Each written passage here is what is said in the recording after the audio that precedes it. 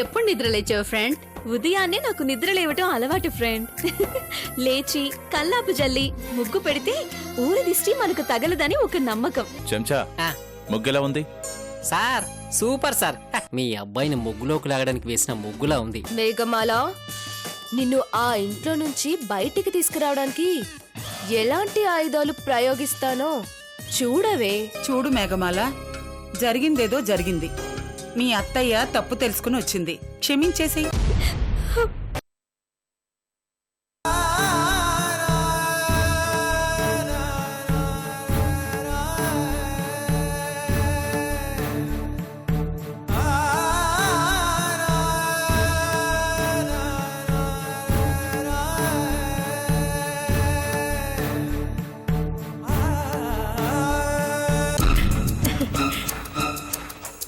పదవే పద, మీ బాబాయ్ వచ్చేలోపు నీ సంగతి చెప్తాను.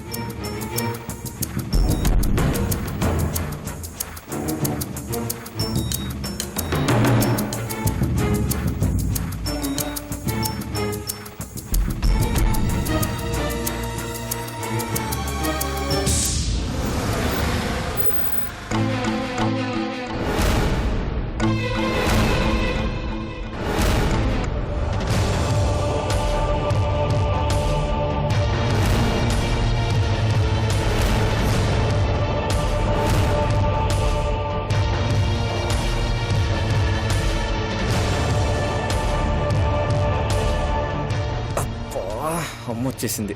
ఇంకొంచెం లేటుగా వస్తే ఎంత బాగుండు. దేవుడా, మేఘమాలను అమ్మ అడ్డుకోకుండా చూడు ప్లీజ్. ఎక్కడికి వెళుతున్నావు ఫ్రెండ్?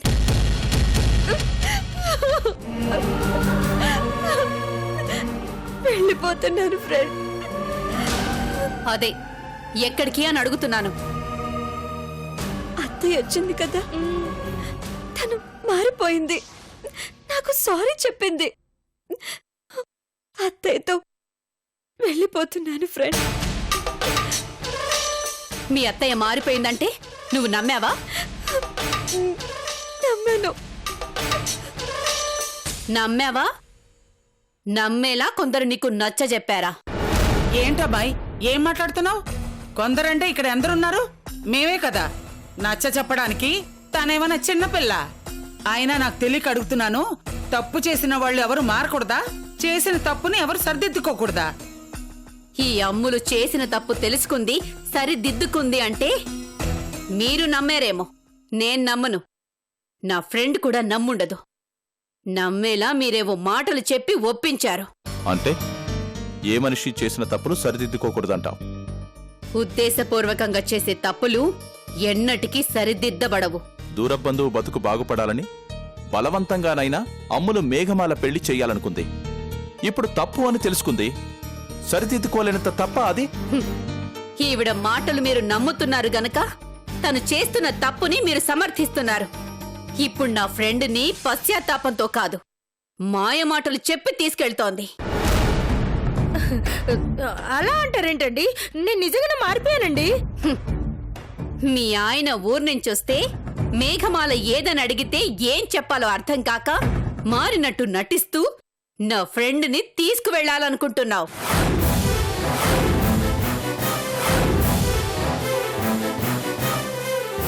అయినా ఇప్పుడు డిస్కషన్ అంతా ఎందుకు ఫ్రెండ్? మా అత్త మారిందో మారినట్టు నటిస్తుందో పక్కన పెడదాం. నేను నేను నేను మా అత్తయ్యతో వెళ్ళిపోదాం అనుకుంటున్నాను. ఇంతగా నిన్ను ఎవరు ప్రిపేర్ చేశారు ఫ్రెండ్? ఎవరు ప్రిపేర్ చేయలేదు. నేను ఎక్కడ పెరిగానో అక్కడే ఉండాలి కదా. పెళ్లి వరకు ఆడపిల్ల పుట్టింట్లో ఉండాలి, పెళ్లి తర్వాత మెట్టినింట్లో ఉండాలి. మధ్యలో ఎక్కడున్నా లోకం చెవులు కొరుక్కుంటుంది ఫ్రెండ్. నేను వెళ్తాను. అర్థమైపోయింది ఫ్రెండ్, నిన్నెవరో బాగా హర్ట్ చేశారు. ఎవరో నువ్వు చెప్పవు. సరే వెళ్ళిపో. రిషి, రిషి, ఏంటి మమ్మీ? నా లగేజ్ తీసుకొచ్చేరా. నేను ఇల్లు వదిలి వెళ్ళిపోతాను.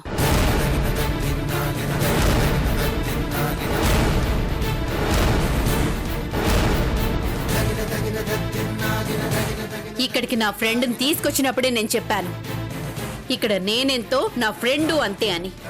తను బాధపడినా అవమానపడినా అవన్నీ నేను పడుతున్నట్టే అని.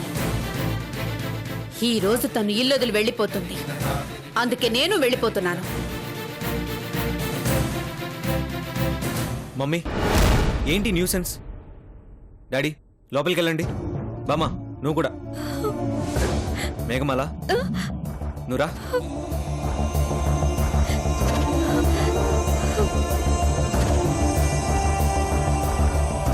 ఇంకా ఇక్కడే నిలబడ్డావేంటి?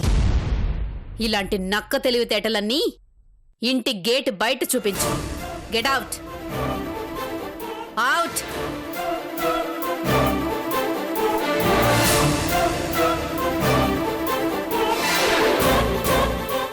నీకు ఏం చెప్పి హర్ట్ చేశారో నాకు తెలియదు ఫ్రెండ్. నేను మాత్రం ఒకటే చెబుతున్నాను, విన్న మాటలన్నీ నీ మనసులోంచి తీసేయి, లేదంటే నా మీద ఒట్టి. ఫ్రెండ్, అలాగే ఫ్రెండ్. ఇంకెప్పుడు మీకు చెప్పకుండా నేను ఇల్లు వదిలి వెళ్ళను. ప్రామిస్ చేస్తున్నాను.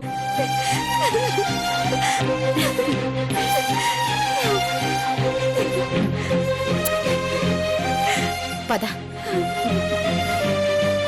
చీమ కుట్టేట్టు కూడా చెల్లించడం లేదేంటి గౌరీ? నీకు టెన్షన్ కాలేదు? దేనికి బాబాయ్? పోలీసు వాడి చేతిలో పడి జైలుకో, లేదంటే రిషిగాడి చేతిలో పడి పైకి పోతానని నీకు టెన్షన్ కాలేదు? అదే దేనికని అడుగుతున్నాను. దేనికి అని నటిస్తావేంటి గౌరీ? నీకు తెలీదా? ఫిరించి మీద అటాక్ చేసిన మన సీనుగాడు దొరికిపోయాడు. తెలుసు. నీ పేరు చెప్పేశాడు. అది తెలుసు. కోర్టులో ప్రూవ్ అయితే శిక్ష పడి జైలుకి వెళ్తావు. అది నీకు తెలుసు. అంతకంటే ముందు తన తండ్రి మీద అటాక్ చేయించామని రిషికి తెలుసుంటే వాడే నిన్ను లేపేస్తాడు. అది నీకు తెలుసు. అన్నీ తెలిసి నువ్వింత కూల్గా ఎలా ఉన్నావని అడుగుతున్నాను. నువ్వు 60 నాటకాలలో ఆగిపోయావు బాబాయ్. ఆ రోజుల్లో ఏదైనా వార్త జరిగినా 24 గంటలు దాటితే గాని బయట జనాలకి తెలిసేది కాదట. ఇప్పుడు నీ పరిస్థితి అలానే ఉంది. నా పేరు చెప్పిన సీనుగాడు చచ్చిపోయాడన్న వార్త నీకింకా అందలేదు కదూ?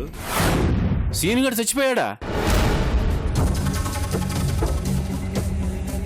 లేదు, స్పెషల్ ఇంట్రెస్ట్ తీసుకొని నేనే చంపించేశాను. మరి నేనింత టెన్షన్ పడుతుంటే చెప్పవే? బాబాయ్, మన పర భేదం లేకుండా ఎదుటివాడి టెన్షన్ పడుతుంటే చూసి ఆనందించడం నా అలవాటని నీకు తెలుసు కదా. నీ దుంపదేగా, మొత్తానికి నాతో కూడా నువ్వు వాడుకుంటున్నావు అనమాట.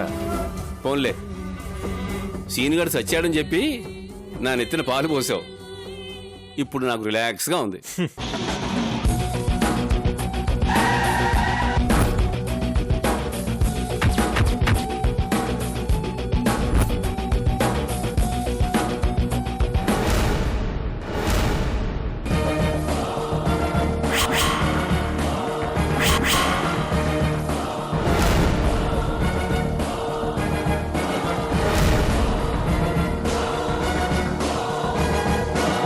నమస్తే ఏసీపీ గారు, ఏమిటి ఇలా దయచేశారు? అయినా వచ్చే ముందు పర్మిషన్ అడిగి లోపలికి ఎంటర్ అవడం సంస్కారం అని మీకు తెలీదా ఏసీపీ గారు? సభ్యత సంస్కారం అనేది మీలాంటి వాళ్ళు కాదు, అది తెలిసిన వాళ్ళు మాట్లాడితేనే బాగుంటుంది.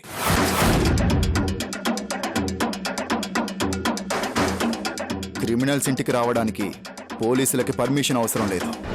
మిస్టర్ ఏసీపీ, నోరు అదుపులో పెట్టుకోండి. నేను క్రిమినల్ అని నువ్వెలా సర్టిఫై చేస్తావు? ఇంకోసారి నువ్వు నన్ను ఇలా అవమానించావనుకో, పరువు నష్టం కింద నిన్ను కోర్టుకి ఏడ్చాల్సి వస్తుంది. మీ క్రిమినల్స్ అందరికీ మెమొరీ లాస్ ఎక్కువని మొన్ననే మా పోలీస్ సర్వేలో తేలింది. గతంలో మీ మీద రౌడీ షీటర్స్గా కేసులు ఓపెన్ అయ్యాయని మర్చిపోతున్నట్లున్నారు.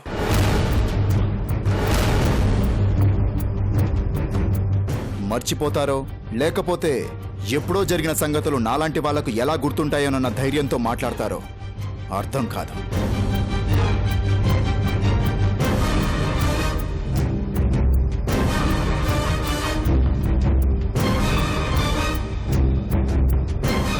నాలాంటి సిన్సియర్ ఆఫీసర్లు మీలాంటి వాళ్ళ ఇంటికొచ్చే ముందే మీ గతమేంటో తెలుసుకొని మీ భవిష్యత్ ఏంటో నిర్ధారించుకునే వస్తారు. మాటలు అనవసరం. ఎందుకు వచ్చారో చెప్పండి. Good question. ఇది నేను వచ్చిన వెంటనే అడుగుంటే మీకు నేను మర్యాద ఇచ్చానన్న భ్రమైనా మిగిలి ఉండేది. విరించి గారి మీద మీరు ఎందుకు అటాక్ చేయించారు? ఎందుకు చంపించాలనుకున్నారు? విరించి ఎవరు? ఓ మావయ్య గారా? మావయ్య గారి మీద నేనెందుకు అటాక్ చేయించాలనుకుంటాను? మావయ్యని ఎవరు చంపాలనుకున్నారు? ఎవరా దుర్మార్గుడు? బాబాయ్, ఎవరు బాబాయ్? నటించింది చాలు. మీ మనిషి సీను మాకు దొరికిపోయాడు.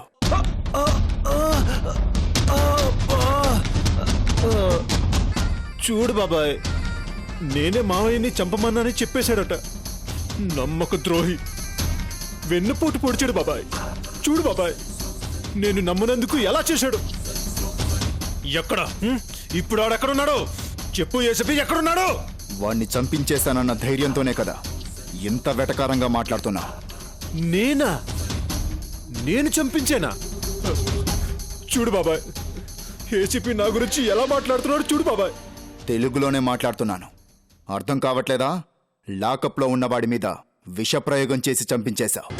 అది కూడా అనుమానం రాకుండా చాలా తెలివిగా టీలో కలిపి.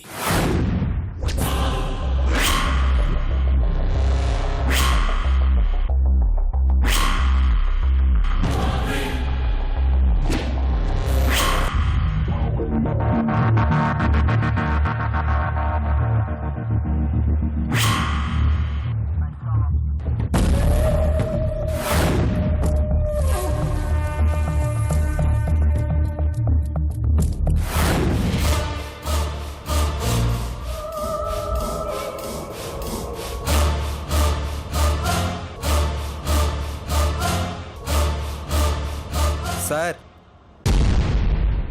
నాకు ఓ టీ ఇవ్వండి సార్.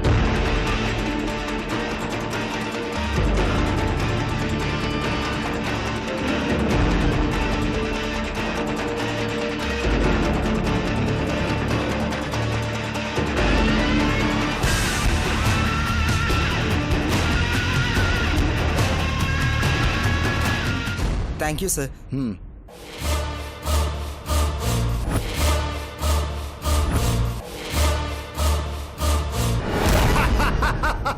వావ్! చూసారా బాబాయ్, ఇంత చిన్న వయసులో ఏసీపీ అయ్యాడంటే అబ్బబ్బబ్బా, వాట్ అన్ ఇంటెలిజెంట్, గ్రేట్ యార్. Salute ACP, salute. Over action ఆపో. నీలాంటి దుర్మార్గుడి చేతిలో తన కూతురు పడకూడదని ఏ తండ్రైనా కోరుకుంటాడు. అలాగే విరించి గారు కూడా కోరుకున్నారు. అంత చిన్న విషయానికే చంపించబోయావంటే నేను నమ్మను. ఇంకా ఏదో ఉంది. ఏంటది? మీరే సర్టిఫికేట్ ఇస్తున్నారు కదా నేను దుర్మార్గుడు అని. దుర్మార్గులకు చిన్న విషయం కూడా పెద్దగా కనిపిస్తుంది. కూతురు జోలికి రావద్దని ఆ విరించి నాకు వార్నింగ్ ఇచ్చాడు. అలాంటప్పుడు నేనెందుకు ఊరుకుంటాను? చంపేయాలనుకుంటాను. దట్స్ ఇట్, అంతే. లేదు, ఇంకేదో ఉంది. ఉంటే తెలుసుకోండి. మీరు సిన్సియర్ పోలీస్ ఆఫీసర్ కదా, మీరే తెలుసుకోవాలి. కష్టపడి మరీ తెలుసుకోవాలి. That is your duty, you know. మా డ్యూటీ గురించి నువ్వు చెప్పనవసరం లేదు. మీరు చెప్తే మా ట్రీట్మెంట్ వేరేలా ఉంటుంది. నేను తెలుసుకుంటే మరోలా ఉంటుంది. ఎలా ఉంటుందో అతి త్వరలో మీరే చూస్తారు కదా. వార్నింగ్లు ఇవ్వడమే గాని తీసుకునే అలవాటు నాకు లేదు. తన కూతురు జోలికి రావద్దని చెప్పి విరించి ప్రాణం మీదకు తెచ్చుకున్నాడు. ప్రాణం తీయలేకపోయాడు గనుక సీను ప్రాణం పోగొట్టుకున్నాడు. నా ఫోకస్ మీ మీద పడకుండా చూసుకోండి. ఇది నా వార్నింగ్. ఇప్పటి వరకు పోలీసులకు లంచాలిచ్చి మేనేజ్ చేయడం నీకు బాగా అలవాటైనట్టుంది. అందుకే పోలీసులంటే అంత చులకనగా మాట్లాడుతున్నావు. సిన్సియర్గా పనిచేసే పోలీసుడి పవర్ ఎలా ఉంటుందో నీకు త్వరలోనే చూపిస్తాను. Be ready.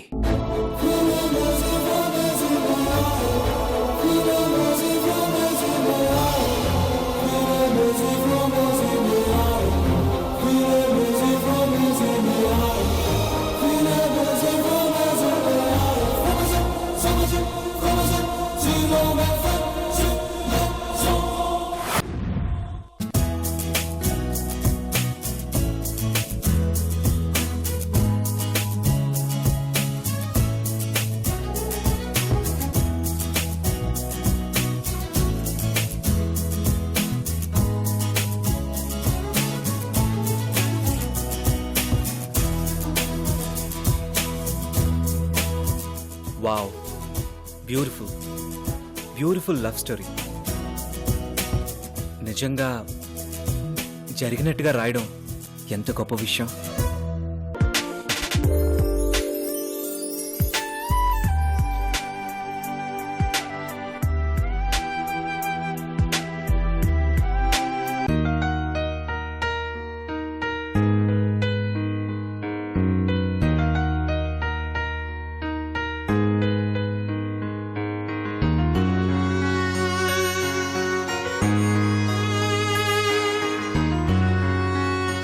Excuse me. Come on. Coffee.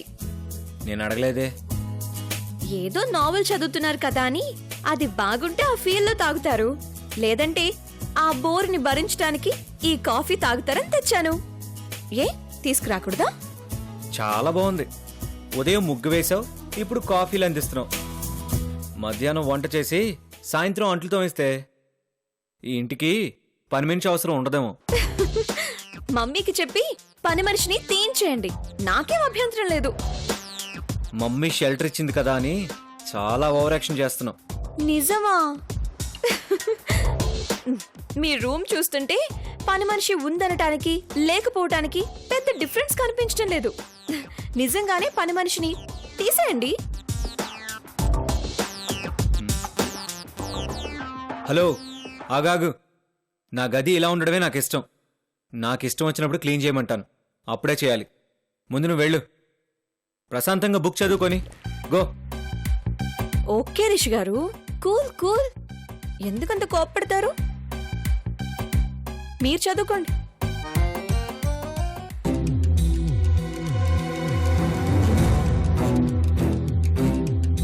వాడు ఈరోజు నా సిమ్ ఇస్తానన్నాడు. వాడే ఫోన్ చేసి ఇస్తానని మరీ ఫోజ్ కొట్టాడు. ఇంతవరకు ఫోన్ చేయలేదు. అన్నా ఏంటన్నా టెన్షన్ పడుతున్నా? బుట్టబొమ్మ ఇంకా ఈ ప్రిన్స్ కి ఫోన్ చేయలేదు భాషా. అక్కడ ఒరిజినల్ ప్రిన్స్ అని తెలిసిపోయి ఉంటుంది. ఇక ఈ డమ్మీ ప్రిన్స్ కి ఎందుకు చేస్తుందన్నా? అలా చూడకన్నా, దేంతోనైనా ఆడుకోవచ్చు కానీ ప్రేమతో ఆడుకోవడానికి లేదని నేను చెప్పాను కదన్నా. పోనీ నీకంత టెన్షన్గా ఉంటే నువ్వే మేఘమాలకు ఫోన్ చేసి కలిసిపోయారో లేదో కన్ఫర్మ్ చేసుకోవచ్చు కదా. చెయ్యడానికి తన ఫోన్ మన దగ్గర ఉంది భాషా. ఓ అన్నా, మేఘమాల రిషి ఇంట్లో ఉందని తెలుసు కదా, అక్కడికి ఫోన్ చేసి కనుక్కో. చేస్తే నేను ఇక్కడ ఉన్నానని నీకెలా తెలుసు అని అడుగుతుంది. ఏం చెప్తావు? ఓ అది కరెక్టే. మనం చేయకూడదు భాషా, అదే చెయ్యాలి.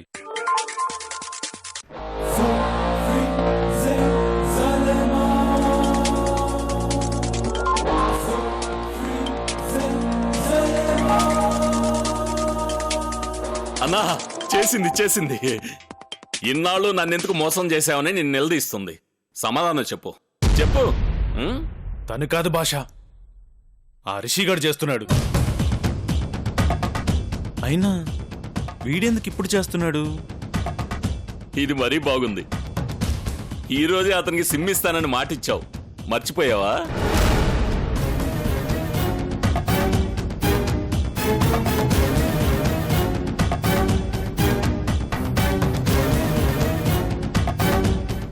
చెప్పన్నా, ఫోన్ ఎత్తి సమాధానం చెప్పు. ఇంకా ముంబై నుండి రాలేదనో, సడన్ గా కలకత్తా వెళ్లాల్సి వచ్చిందనో, కాశ్మీర్ వెళ్తే టెర్రరిస్టులు కిడ్నాప్ చేశారనో ఏదో ఒకటి చెప్పన్నా. ముంబైలో ఉన్నానంటేనే నమ్మలేదు, కనిపెట్టేశాడు. వీడు తెలివైనోడు భాష, ఏం చెప్పినా నమ్మడు. మరిప్పుడు ఏం చేస్తావన్నా? ఫోన్ ఎత్తను. ఎన్నిసార్లు చేసినా, ఏ నెంబర్ నుంచి చేసినా ఫోన్ ఎత్తను. బుట్టబొమ్మ ఫోన్ మాత్రమే ఎత్తుతాను. తన ఫోన్ వచ్చేంత వరకు వెయిట్ చేస్తాను.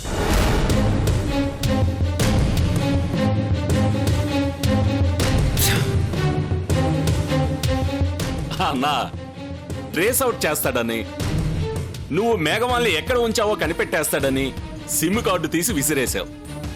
మేఘమాలకి నువ్వు అంత జాగ్రత్త తీసుకుంటే మరి ప్రాణంగా ప్రేమించే బుట్టబొమ్మ విషయంలో ట్రేస్ అవుట్ చేయడా, నిన్ను కనిపెట్టడా? కనిపెట్టొచ్చు. మరి ఎందుకన్నా అంత రిస్క్? ఈసారి దొరికామంటే చావుగొట్టి వదలడు, చంపేసి పాడెక్కిచ్చేస్తాడు. అన్నా, నా మాట వినన్నా. నేనేం చెప్పినా నీకోసమే కదన్నా. నా మాట వినా సిమ్ తీసి విసిరే అన్నా, ప్లీజ్. లేదు బాషా, కొన్నిసార్లు రిస్క్ చేయాలి. రిస్క్ చేస్తేనే పగ తీరుతుంది. వీడింకా ఫోన్ చేస్తున్నాడంటే గ్యారంటీగా మేఘమాలే బుట్టబొమ్మ అని ఇంకా వీడికి తెలియదు. తెలుసుకోవడానికే ఫోన్ చేస్తున్నాడు. ఇప్పటికీ ఇంకా ఈ బుట్టబొమ్మ దృష్టిలో నేనే ప్రిన్స్ని. రిస్క్ చేస్తూ వెయిట్ చేస్తా బాషా. బుట్టబొమ్మ ఫోన్ కోసం వెయిట్ చేస్తూనే ఉంటా.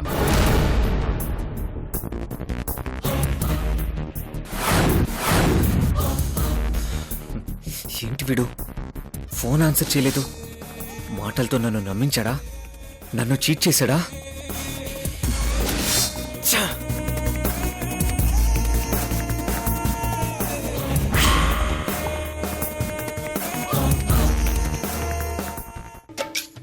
గోకుల కృష్ణ గోపాల కృష్ణ మాయలు చాలయ్యా.